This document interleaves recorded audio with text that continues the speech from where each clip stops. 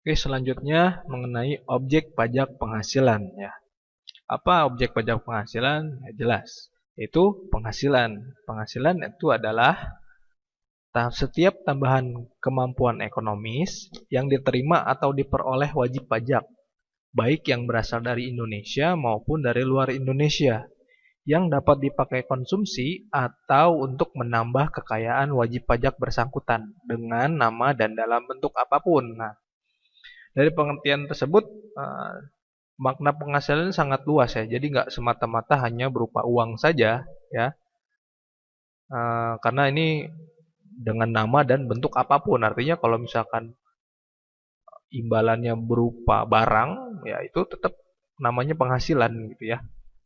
Nah, penghasilan ini secara garis besar dikelompokkan berdasarkan sumbernya nih menjadi 4 ya. Yang pertama adalah penghasilan dari pekerjaan hubungan kerja dan pekerjaan bebas ya, seperti gaji, honor, penghasilan praktek dokter, notaris dan lain sebagainya. Jadi penghasilan yang pertama itu sumbernya adalah dari suatu pekerjaan ya. Harus ada pekerjaan dulu, entah itu pekerjaan itu baik ada hubungan kerjanya atau ada apa namanya terikat sama suatu perusahaan atau suatu badan, atau pekerjaan yang sifatnya bebas seperti yang tadi ya, dokter, notaris dan lain sebagainya gitu. Jadi harus bekerja dulu baru mendapat penghasilan tersebut gitu.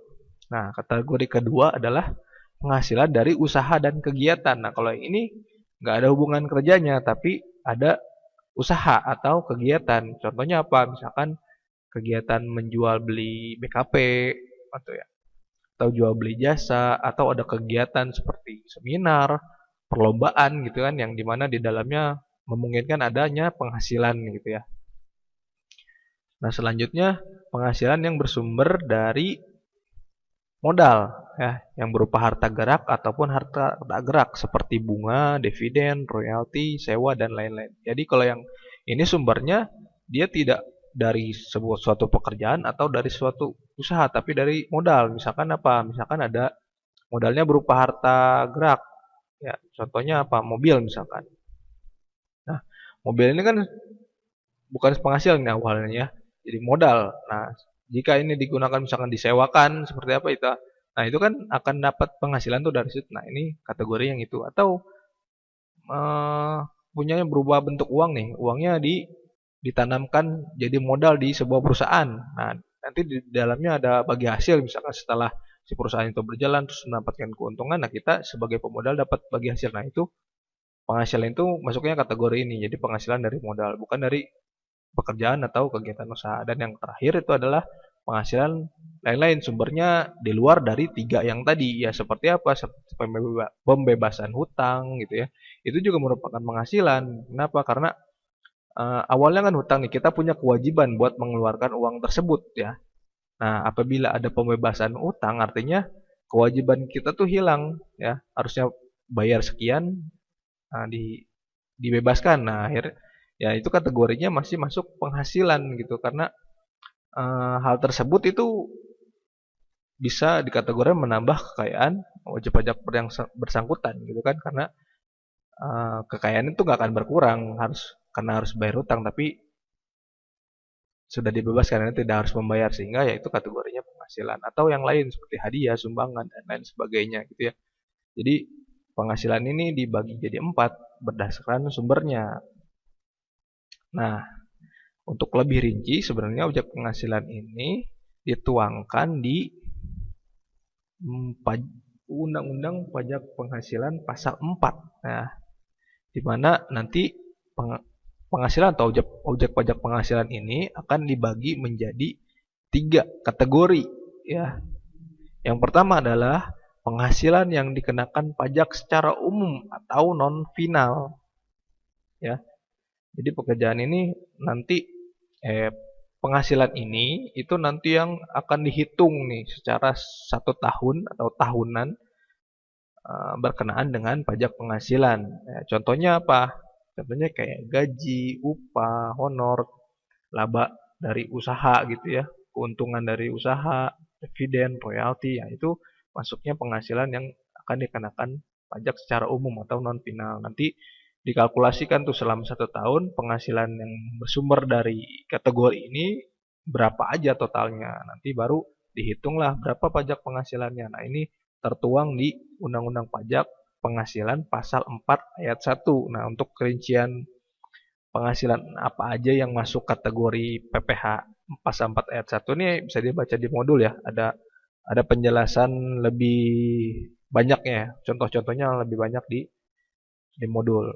Nah, yang kedua itu penghasilan yang dikenakan pajak secara final seperti yang dibahas sebelumnya. Jadi kalau yang final ini itu tidak akan dihitung dalam 1 tahun, ya. Kalau yang tadi sebelumnya kan itu nanti dikalkulasikan dulu tuh semuanya, yang kategori umum tuh dikalkulasikan selama 1 tahun, baru nanti dihitung pajak penghasilan. Nah, kalau yang final ini tidak, ya final itu fix ya, artinya setelah dapat penghasilan dari kategori ini, dipotong pajak penghasilan sudah. Nah, itu tidak akan bergabung lagi sama penghasilan-penghasilan yang lain yang kategorinya bukan non final, yang non final gitu maksudnya.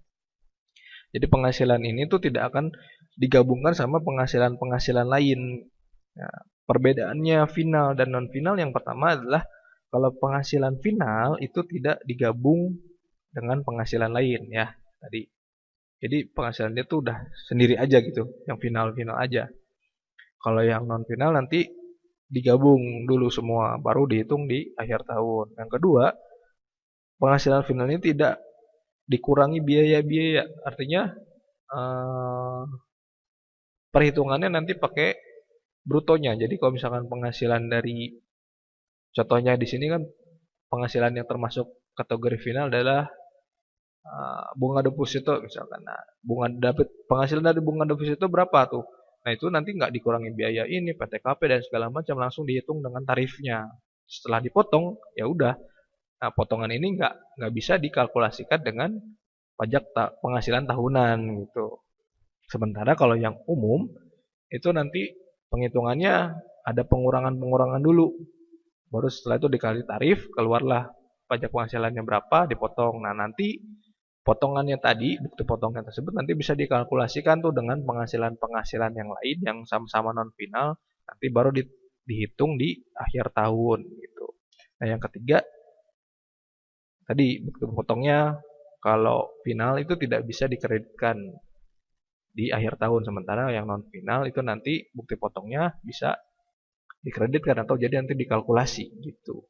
Nah, beberapa contoh penghasilan yang dikenakan pajak secara final itu adalah antara lain bunga deposito, hadiah undian ya, transaksi saham, sewa tanah dan bangunan, jasa konstruksi. Nah, itu masuknya penghasilan yang sifatnya final. Nah, itu rinciannya ada di Undang-Undang Pajak Penghasilan Pasal 4 Ayat 2. Nah, yang ketiga itu penghasilan yang bukan objek pajak. Artinya kalau menerima penghasilan di kategori ini itu tidak akan masuk ke penghitungan pajak penghasilan. Contohnya apa? Sumbangan, zakat, hibah, dan warisan.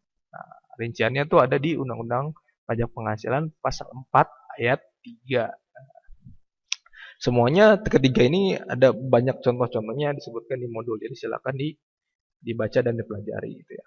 Nah, jadi secara garis besar nih kita mengklasifikasikan penghasilan ini dari 3 ini dulu nih.